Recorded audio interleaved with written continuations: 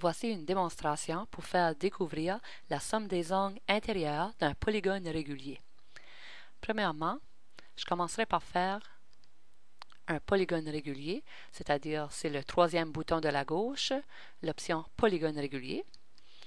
Alors on clique premièrement à l'endroit pour indiquer le centre de la figure et après ça, lorsqu'on élargit notre curseur, on voit que ça prend la forme d'un cercle. Mais si on clique par après, n'importe où dans ce cercle, en bougeant la souris, Cabri va nous proposer le nombre de côtés. Alors, si tu fais bouger ta souris dans le sens des horloges d'une montre, et puis à un moment donné, tu vas voir 3 apparaître, tu cliques pour indiquer que tu veux arrêter à 3 côtés. Alors, je vais appuyer sur la touche CTRL et la lettre D, D comme dans Daniel, en même temps, pour grossir ma figure un peu. Alors là, je vais maintenant faire un polygone régulier avec 4 côtés, c'est-à-dire un carré. Alors, j'ai encore mon option du bouton de polygone régulier d'enfoncer. Alors, je n'ai pas besoin d'aller de nouveau sur ce bouton. Alors, je vais cliquer une fois pour indiquer le centre de la figure et j'agrandis avec ma souris. Maintenant, je clique une autre fois pour indiquer la grandeur de ma figure. Et puis là, j'ai juste à faire bouger ma souris dans le sens des aiguilles d'une montre pour indiquer le nombre de côtés désirés. Alors là, je vais arrêter à 4. Alors, je vais faire un clic de souris pour arrêter à 4 côtés. Je vais faire la même chose pour le pentagone de 5 côtés. Alors, je clique pour indiquer le milieu de ma figure et j'agrandis avec ma souris. Et puis, je clique une autre fois maintenant. Et maintenant, je vais glisser ma souris pour indiquer 5 côtés. Et je vais faire maintenant un hexagone, alors c'est-à-dire 6 côtés. Alors, je clique une fois dans le milieu. Là, je clique une fois en dehors. Et je fais bouger ma souris jusqu'à ce que j'obtiens 6 côtés. Et là, je clique. Alors, voici, j'ai mes 4 polygones réguliers. Maintenant, on va aller trouver la mesure d'un angle de ces polygones. Maintenant, je n'ai pas besoin de trouver la mesure de tous les angles, puisque ce sont des polygones réguliers, je sais que les angles sont égaux. Alors, je vais juste aller trouver un angle par figure. Alors, ce bouton ici, qui est le troisième de la droite, tu choisis mesure d'angle. Maintenant, on sait que pour trouver la mesure d'un angle, on a besoin de 3 points. Alors, j'ai juste à cliquer sur 3 points consécutifs de mes figures pour avoir la mesure des angles. Alors voilà, le triangle, j'ai 60 degrés. Je vais faire de même pour le carré. Alors je clique ici, je clique sur un deuxième point et un troisième point. Il faut s'assurer que les 3 points sont consécutifs. Alors ici, pour mon pentagone, un premier point, un deuxième point et le troisième. Et pour le hexagone, un point, un deuxième point et le troisième. Et voilà, j'ai toute la mesure de mes angles. Maintenant, j'amène ma souris sur le pointeur ici, la petite flèche, pour déplacer mes angles afin d'indiquer un peu mieux la grandeur de l'angle. Alors, comme ça, si vous voyez que le nombre ne bouge pas, tout simplement faites-le glisser un peu plus loin de votre point et ramenez-le. En le rapprochant, vous serez capable de le remettre exactement là où vous désirez.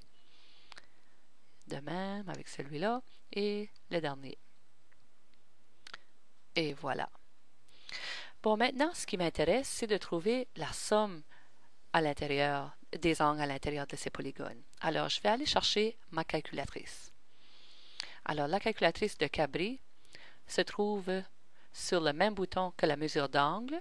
Alors, c'est ici, calculatrice. Puis là, on peut déplacer la calculatrice là où on le désire dans Cabri Géomètre. Alors, je vais la porter ici, comme ça.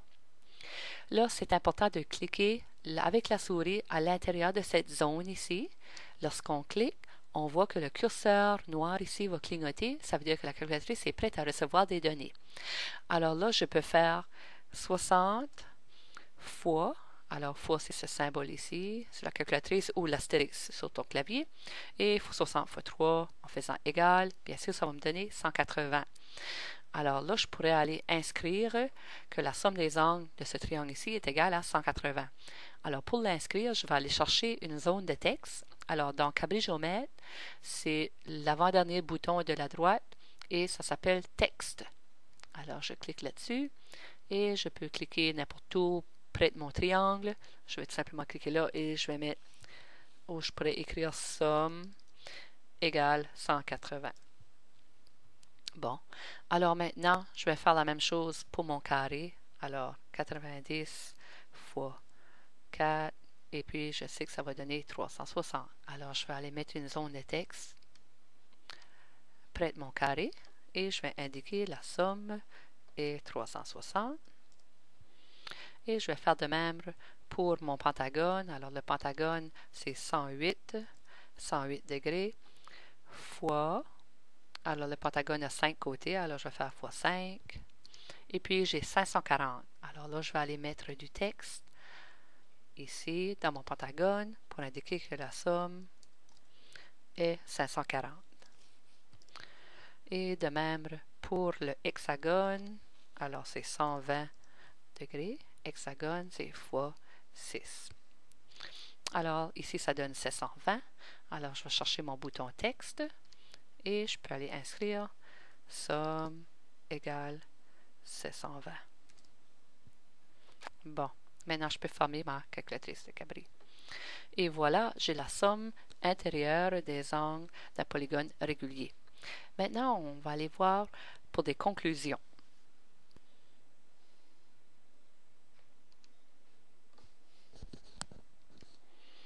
Bon, maintenant, à l'aide du tableau ci-dessous, je vais demander aux élèves de trouver la formule qui représente la somme des angles intérieurs d'un polygone régulier. On aurait pu fabriquer plusieurs polygones de 7 côtés, de 8 côtés, et ainsi de suite, jusqu'à 12 ou même plus, mais je pense que seulement quelques-uns, c'est suffisant pour qu'ils voient la régularité. Alors, si n représente le nombre de côtés, l'élève doit me trouver la formule afin d'avoir la somme des angles intérieurs d'un polygone régulier, peu importe le nombre de côtés. Alors, les élèves peuvent travailler un bout de temps avec ce tableau. Et puis, par après, je vais leur demander de vérifier leur formule avec les données de ce tableau ou les données qu'on vient de trouver dans Cabri-Géomètre. Et puis là, je vais leur poser la question, par exemple, si le polygone régulier a 22 côtés, quelle sera la somme des angles intérieurs? Et puis, la formule, bien sûr, s'ils n'arrivent pas à le trouver, tu peux donner des petits indices, mais la formule va donner nombre de côtés moins 2, tout ça multiplié par 180.